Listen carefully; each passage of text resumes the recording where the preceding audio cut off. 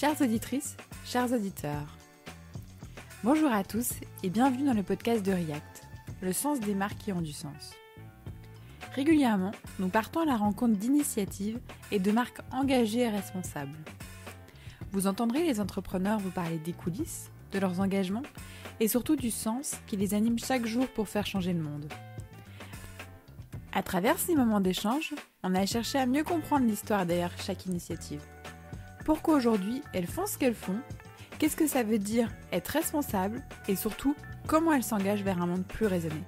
Aujourd'hui, pour ce nouvel épisode, on reçoit une entrepreneuse pour qui être bien dans son body n'a rien à voir avec son corps. C'est par sa maman que cette passion est née, rencontre avec Clémence, la créatrice de Flair, le body 100% made in France. Bonjour Clémence. Bonjour Grégoire. Tu vas bien ? Très bien et toi ? Très bien, merci. On est ravis de t'accueillir dans le podcast de React aujourd'hui. Je suis ravie d'être là. J'ai envie de te demander d'abord, peut-être pour commencer, d'où vient ta passion pour les body, mais avant ça, est-ce que tu peux nous dire pourquoi tu fais ce que tu fais ? Ouais, carrément. Alors effectivement, c'est une bonne approche parce que, en fait, à l'origine, c'est quand même le fait de créer sa boîte et donc c'est... Enfin, en tout cas, moi, c'est vraiment cette passion presque pour l'entrepreneuriat, en fait, le fait de... un jour avoir une idée qui devient un peu comme ça, la creuser et en fait faire en sorte qu'elle devienne réalité et en créer un vrai business, quelque chose que les gens apprécient au-delà de tes amis et de ton cercle proche. C'est assez... c'est hyper excitant et tu te sens vraiment vivant, je trouve. Donc effectivement, il y avait déjà cette première approche de vouloir vraiment créer ma boîte. Et ensuite, les body, ça me vient de ma maman qui en mettait tout le temps parce que pour le coup, dans les années 70-80, c'était le truc hyper à la mode. Et moi, j'allais évidemment tout le temps dans le dressing de ma maman. Et j'adorais ce vêtement et je trouvais que... Enfin, j'en trouvais pas forcément pour moi. T'avais typiquement Walford qui en proposait, mais c'était des designs très classiques et surtout qui coûtaient très cher. Et étant originaire de Troyes, qui est un bastion historique du textile français, et mon grand-père était aussi, lui, dans le textile, du coup, je me suis dit que j'avais envie un peu de faire quelque chose qui était un peu plus... Avant, j'étais dans le digital. Et du coup, j'avais envie de revenir à quelque chose d'un peu plus concret, quelque chose que tu crées de tes mains. Le produit, et qui met en plus en lumière tout un savoir-faire qui sont en plus mes origines. Donc je trouvais ça sympa. Alors, tu parles de bastion, de savoir-faire, de textile français, et on sent bien qu'il y a une trame de fond dans ton histoire d'entrepreneuse, ouais. Avec un engagement éco-responsable en particulier, qui est très fort. Comment toi, tu définis une marque engagée ? Ouais, alors c'est une très bonne question et je trouve en plus, je trouve que aujourd'hui, quand on parle de responsable, on a vachement en tête, en premier lieu, le côté environnemental, ce qui est très bien, mais pour moi, alors c'est peut-être du fait de mes racines, mais pour moi, le côté responsable, c'est hyper important que l'environnemental soit lié à un impact aussi sociétal hyper positif. Parce que l'humain c'est quand même important, celui qui, justement ce savoir-faire, les couturières, notre atelier, nous c'est vraiment un atelier historique où elles ont des très bonnes conditions de travail, c'est en France donc tu vois t'es un minimum protégé et tout, et pour moi limite ça vient déjà en premier lieu, ce côté humain du côté responsable. Et ensuite, évidemment, l'impact environnemental, donc essayer de limiter déjà les transports, mais aussi les matières. Mais aussi, c'est important que, en fait, si tu veux, le côté responsable soit lié, le côté éthique, à un côté esthétique aussi, je trouve, tout aussi important finalement. Alors, des initiatives, nous, on cherche à en dénicher un maximum. Et en très peu de temps, on en a découvert plus de 700 en France. Comment toi, tu expliques qu'en fait, beaucoup de ces marques-là qu'on a dénichées soient méconnues du grand public ? C'est dommage, non ? Ouais, c'est carrément dommage. Et en fait, j'en sais rien, je parle pour moi, mais typiquement, jusqu'à il y a peu de temps, pour moi, une marque responsable, j'avais pas forcément envie d'aller voir parce que les trucs éthiques, c'était souvent pas ce qui était le plus joli. Connoté, quoi. Ouais, c'était très connoté. Enfin, moi, tu vois, j'imaginais un truc hyper bariolé, enfin, donc c'était vraiment ancré dans... Baba cool. Ouais, Baba Cool ou bien... oui, alors complètement Baba Cool. Ou bien le côté très slip français et du coup, enfin, évidemment, qui est dingue comme réussite, mais qui, moi, me parle moins, si tu veux. Et parce que je pense que c'est très bien d'être responsable, mais ne dire que ça et ne mettre que ça en avant, c'est passer un peu à côté de l'essentiel qui sont les valeurs de ta marque. Au-delà de ça, pourquoi effectivement ton produit est mieux qu'un autre, au-delà du côté responsable, tu vois. Le côté esthétique, le côté coupe, pourquoi il va être agréable à porter, le confort du vêtement. Et donc je pense que tu as peut-être pas mal de marques justement responsables qui sont méconnues du public du fait un peu de cette ce premier avis un peu peut-être négatif par rapport à la chose, quoi. Ok. Je sais pas si c'est très clair.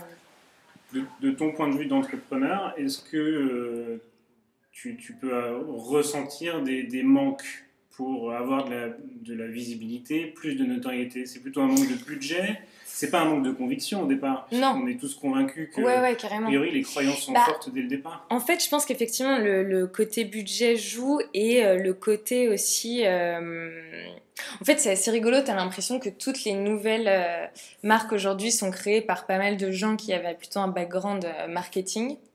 Et je pense que ces marques très éthiques qui sont plus enfin, qui étaient plus avant des marques de créateurs, avaient peut-être pas ce côté justement marketing qui était peut-être un peu mal vu.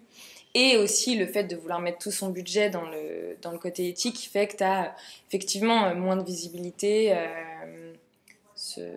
qui est carrément, je pense, un souci. Ouais. Donc, toi, ton engagement, on le ressent quand tu en parles tout au long de la chaîne de valeur, puisque tu parles de savoir-faire, tu parles de Made in France, tu parles d'attention au sourcing des matières premières que tu utilises. Est-ce que tu as eu des difficultés dans ton parcours d'entrepreneur engagé ou responsable? Et si oui, c'était quoi les difficultés?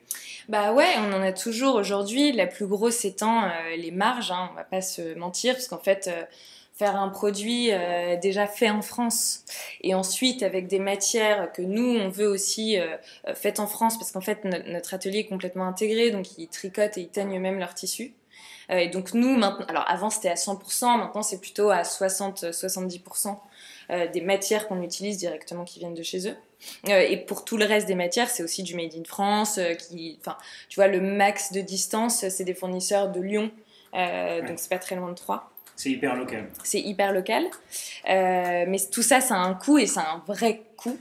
Et qui du coup fait que si tu veux quand même avoir un prix juste et un prix abordable pour tes produits, bah, tu as quand même des marges beaucoup plus limitées.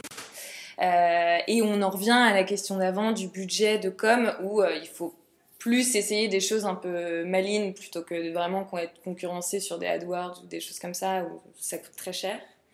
Et donc je pense que enfin en tout cas chez nous les marges c'est le plus gros sujet parce qu'il y a un moment il faut aussi que ta boîte grossisse, qu'elle gagne de l'argent pour recruter, toi te payer, enfin tu vois avoir un vrai statut d'entreprise quoi.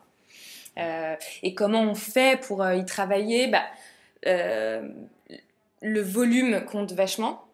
Forcément, donc quand tu grandis, tu essaies de négocier un peu mieux avec tes ateliers et puis être assez malin justement encore une fois dans la com parce que t'as pas des budgets dingues, donc essayer d'approcher des nanas assez visibles sur Instagram de manière tu vois plus en racontant ton histoire plutôt qu'en essayant d'être sur les plus grosses Instagrammeuses. Ou bien nous on a fait une collab avec Monoprix par exemple, donc ça te coûte zéro et ça te fait tout de suite un impact, un gros boost. Donc ouais, essayer sinon de s'associer avec des marques plus grosses et qui ont besoin de toi pour leur image, tout autant que toi t'as besoin d'eux pour ta notoriété. Et du coup la marge c'est toujours un raisonnement coût versus revenu, donc le prix, donc tu as deux variables d'ajustement finalement, et de ce qu'on connaît de Flair, on voit bien que c'est pas tellement sur les coûts que tu as envie de jouer. parce que le produit, la qualité te tient à cœur, et donc du coup le prix pourrait être impacté, et pourtant il est plutôt raisonnable. Alors du coup c'est assez contre-intuitif sur l'image qu'on a des marques qui produisent en France, qui ne sont pas forcément à des prix qui sont 5 fois plus élevés de ce qu'on voit être fabriqué en Chine. Carrément. Bah ouais, on essaye, encore une fois, tu vois, de pratiquer des prix raisonnables et en même temps d'être une entreprise viable et rentable. Et ça, tu joues sur plein de coups en essayant d'être malin, en fait, surtout. Enfin, moi, je sais que dans la vie perso, je suis une gestionnaire horrible. Enfin, je ne sais pas gérer mon argent perso. Mais dans le pro, un sou est un sou. Mais vraiment, et j'ai pas honte de le dire parce que je pense que c'est très important de gérer sa boîte vraiment en bon père de famille. Donc, d'essayer de tout négocier, ce genre de choses. Mais c'est un vrai sujet et il serait probable, tu vois, et même possible, et ça va très certainement arriver, qu'on augmente légèrement nos prix à un horizon assez court terme. Parce que je pense qu'on peut être plus légitime aujourd'hui pour augmenter un peu nos prix, parce que là, on vient de sortir notre 6e collection de body, nous on fait que ce produit-là. Donc on commence un peu à le connaître, à avoir les retours de nos clientes sur ce qui va moins bien, les choses à améliorer, ce genre de détails. Et du coup, le fait d'être de plus en plus spécialiste de ce produit, donc d'en sortir à chaque fois des beaucoup plus poussés dans la technique, va nous permettre aussi de, tu vois, légitimer une potentielle petite hausse de prix. Ouais, c'est le produit qui s'adapte et qui progresse. Ouais, exactement. Et puis l'expérience client, jusqu'à il y a 3 mois, c'était le stockage était chez mes parents dans une chambre d'amis et c'est ma maman qui envoyait tous les colis. Et aujourd'hui, on a un logisticien, enfin, on a un service beaucoup plus pro, si tu veux, qu'on propose à nos clientes. Une expédition hyper rapide, t'as 30 jours pour échanger ou te faire rembourser. Enfin, on veut vraiment simplifier l'acte d'achat et avoir une expérience très premium quand tu viens chez Flair. Et donc ça a des coûts aussi et ça va nous permettre aussi, encore une fois, d'expliquer pourquoi potentiellement demain on sera un peu plus cher. Et alors du coup, tu prononces le mot client, qui je crois est vachement intéressant dans le sens que tu donnes à l'engagement qui est le tien, avec 2 initiatives récentes dont on a discuté. Ouais. Une première initiative de co-création de collections régulièrement avec un certain nombre de tes clientes. Ouais. Comment ça se passe et d'où est venue l'idée de cette co-création, donc d'embarquer des clients qui sont choisis sur la base de leurs propositions. Ouais. Et pourquoi tu as voulu les impliquer chaque année dans la conception? Ouais, alors pour moi c'est hyper important parce que le côté humain déjà je trouve dans ces aventures entrepreneuriales et moi c'est ce qui me touche le plus et j'oublierai jamais, alors ça peut paraître un peu facile mais l'émotion est tellement forte, j'oublierai jamais, tu vois, le premier jour où il y a une nana qui était pas une amie, qui était pas ma tante éloignée et qui a acheté un body. Honnêtement c'est assez dingue parce que tu te dis ce que j'ai fait, au final il y a quelqu'un qui est prêt à débourser de l'argent pour l'acheter, donc c'est assez lunaire comme émotion, je trouve. Et au bout d'1 an, parce que la première collaboration avec les clientes a eu lieu pour les 1 an de Flair. Ouais. Et en fait, je me suis dit, qu'est-ce que je veux faire pour l'anniversaire de Flair ? Est-ce qu'une soirée, c'est vraiment intéressant ? Bon, t'es toujours content d'aller boire des coups gratos, mais en fait, tout le monde s'en fout au final quand même. Ces apéros, c'est chiant pour tout le monde. En plus, j'ai pas de budget de toute façon.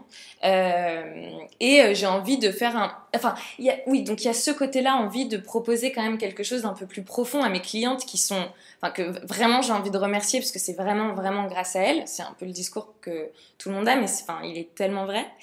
Et la deuxième chose qui pour moi est aussi hyper importante et qu'on commence à avoir en France et qui est très bien, mais c'est justement le fait que à partir du moment où t'es passionné, où t'aimes vraiment bien quelque chose, t'as pas besoin d'avoir faire des études dans ce domaine-là pour réussir. Et moi c'est mon cas, j'ai jamais fait d'études de mode.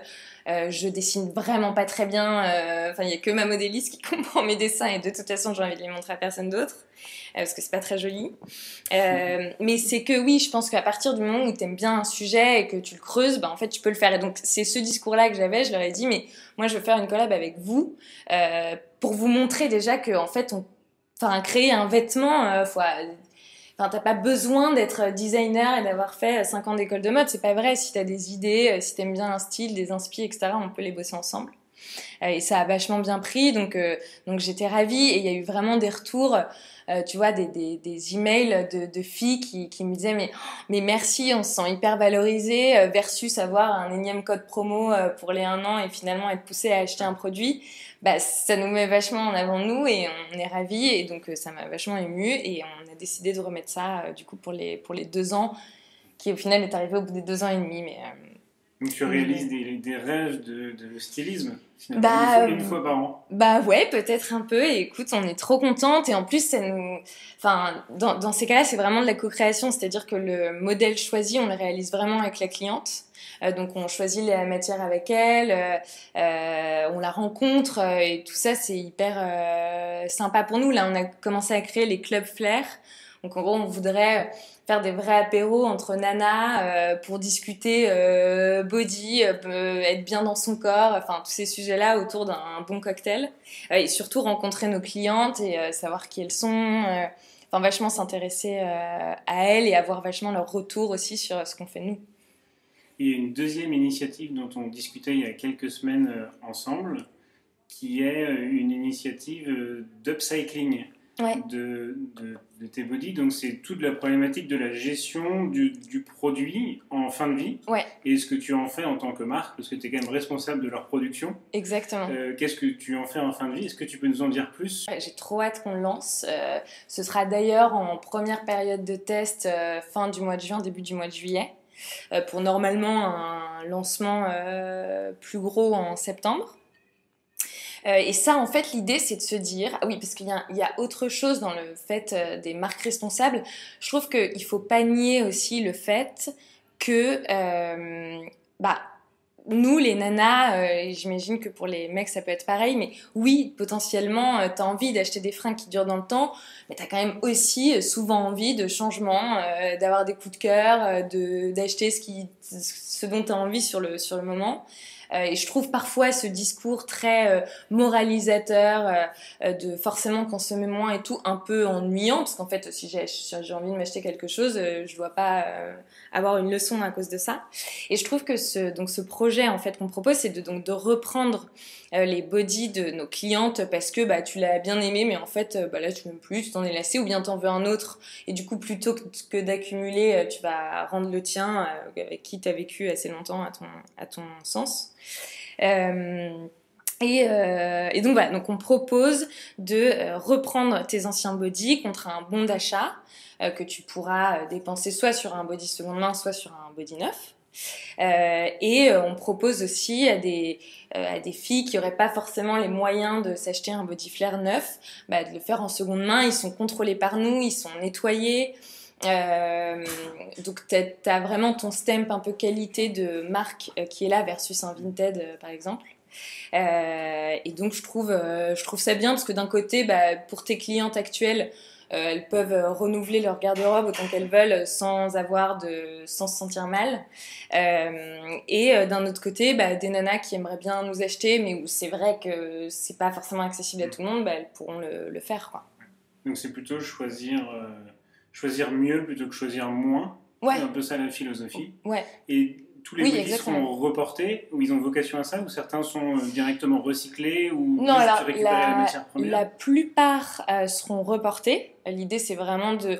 encore une fois, en fait, si tu veux, on espère, en tout cas, on fait tout pour faire des vêtements vraiment de qualité et qui durent dans le temps, sans forcément que tu aies besoin d'en prendre hyper soin, parce que moi, ça me saoule, j'aime pas les fringues que tu dois laver forcément à la main, etc. Enfin, c'est pas hyper pratique. Et donc, comme on veut qu'elle dure dans le temps, l'idée c'est de te dire que oui, tu vas pouvoir reporter ton body.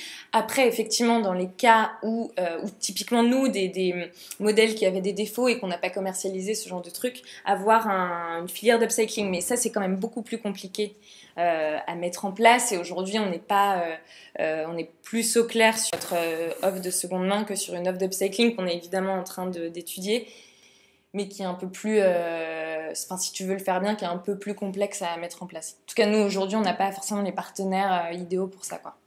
Et tu produis aussi des maillots de bain, ça on le sait peut-être un peu moins que les bodys, et pourtant c'est un des produits qui est le plus compliqué à concevoir de manière éco-responsable, parce que les textiles sont globalement beaucoup plus polluants, beaucoup plus à base de matières plastiques. Ça a été plus dur que les bodys ou pas Non, mais alors, l'engagement très honnêtement, nous, on va toujours chez des fournisseurs qu'on estime de qualité, qui font du travail bien fait, qui, par exemple, pour les tissus maillots de bain, sont des tissus qui résistent très bien au chlore, qui sèchent rapidement, qui ont une super bonne élasticité, etc. Après, concernant le côté, tu vois, plus effectivement consommation de plastique et tout, je vais pas mentir, on n'est pas du tout très bon aujourd'hui là-dessus. Mais c'est évidemment un sujet qu'on regarde. Pour l'instant, on a lancé des maillots de bain parce que avec des fournisseurs qu'on pense qui sont très bien, mais on a, tu vois, les tissus recyclés, etc. Pour l'instant, on n'y est pas complètement encore. Parce que, pour les maillots de bain, ça existe de plus en plus, mais pour les bodys, typiquement, comme tu as forcément besoin d'avoir de l'élastane dans tes matières, c'est plus compliqué d'avoir c'est beaucoup plus compliqué de trouver des fournisseurs de tissus responsables, recyclés avec de l'élastane dedans. Donc on a aussi cette grosse problématique. C'est toute la philosophie de React de dire que être engagé ou être responsable, c'est pas être parfait, loin de là, c'est être conscient de ça, d'être engagé dans ce type de démarche. Exactement. Et d'avoir la volonté de s'améliorer toujours un peu tous les jours. Ouais, exactement. Oui, et puis on va pas se leurrer, quand tu as une marque de fringues, de toute façon, tu seras jamais parfait, parce que par essence même, tu produis des choses qui ont un impact forcément sur la planète. Mais oui, effectivement, comme tu dis, je pense que ce qui est intéressant, c'est de faire des petits pas tous les jours et des efforts pour tendre vers ça, quoi. Alors du coup, le body flare, en quoi c'est un body différent de ce qu'on trouve partout ailleurs ? Alors, comme je te le disais, déjà, nous, on ne fait vraiment que ça. Donc alors quand je dis que ça, c'est vraiment le body au sens large. Donc là on est majoritairement prêt-à-porter, on fait des capsules lingerie pour la Saint-Valentin et des maillots de bain une pièce pour l'été.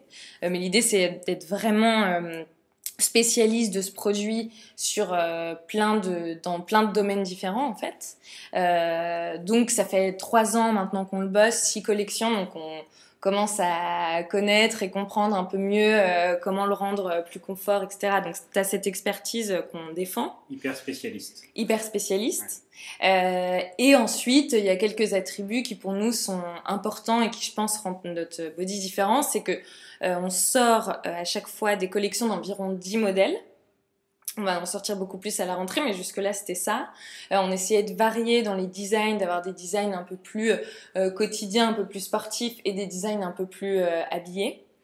Des bodys à la fois seconde peau, ce qu'on fait le plus, mais aussi des bodys un peu plus amples, un peu plus chemisiers. Donc, tu as vraiment une offre, en fait, si tu veux, assez diversifiée, comparée à d'autres marques qui sont aussi très focus body. Et puis le body flare, c'est une finition tanga parce qu'on est contre les marques quand tu marches avec ton pantalon. C'est des boutons pression qui sont hyper solides et à la fois que tu sens pas, une échancrure qui est assez étudiée pour pas que ça frotte quand tu marches. Donc voilà, c'est plein d'attributs qu'on essaie de mettre en avant pour le confort des femmes en body. Il y a aussi des hommes dans tes clients. Ouais, alors tu peux en témoigner. Absolument. Ouais, il y a des hommes dans les clients, c'est assez marrant. On a quand même alors hors période de fête, parce qu'évidemment là c'est beaucoup plus, mais on a entre 10 et 15% tous les mois de commandes qui viennent d'hommes, donc qui est quand même pas mal. Ce qui est beaucoup, ouais. Ce qui est beaucoup, c'est assez rigolo et en fait... On réfléchissait à ça et on se disait en termes de market, on a vraiment 2 cibles, on a les nanas, mais on a aussi les mecs à qui finalement ça plaît parce que ça a un côté un peu sexy, un peu agréable. Donc effectivement, on a ces clients-là. Mais le body pour homme n'existe pas encore et a priori c'est pas pour demain. Quoi. Ouais, alors c'est pas pour demain, non. Très clairement, là, nous on est full body, on pense que la vie en body est beaucoup plus belle, mais pour les femmes pour l'instant. Ouais, ce qui est un bon début et sûrement une fin. Exactement. Merci beaucoup Clémence. Pour conclure peut-être, est-ce que tu peux nous souffler ou nous chuchoter une marque ou une initiative que tu aimerais soit écouter dans ce podcast, soit découvrir dans ce podcast. Bref, un coup de cœur, récent ou ancien d'ailleurs. Ouais. Et tu aimerais peut-être qu'on aille à leur rencontre, par exemple? Ouais, carrément. Moi, il y a la marque de basket Caval que j'adore parce que j'adore leur histoire, l'équipe, leur manière de communiquer qui est aussi hyper décomplexée, très marrante.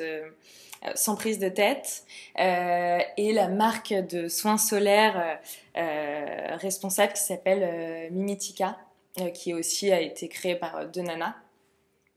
Et donc ça, je serais ravie de les entendre sur React. Génial. Et merci beaucoup Clémence. Pour conclure, peut-être, où est-ce qu'on peut acheter des bodys ou des maillots de bain Flair? Ouais, alors uniquement en ligne sur notre e-shop directement, qui est donc www.flairisfrench.com. Super, merci beaucoup Clémence. Merci à vous. Bonne route et bon vent à Flair. J'espère à très bientôt. Pareil, merci.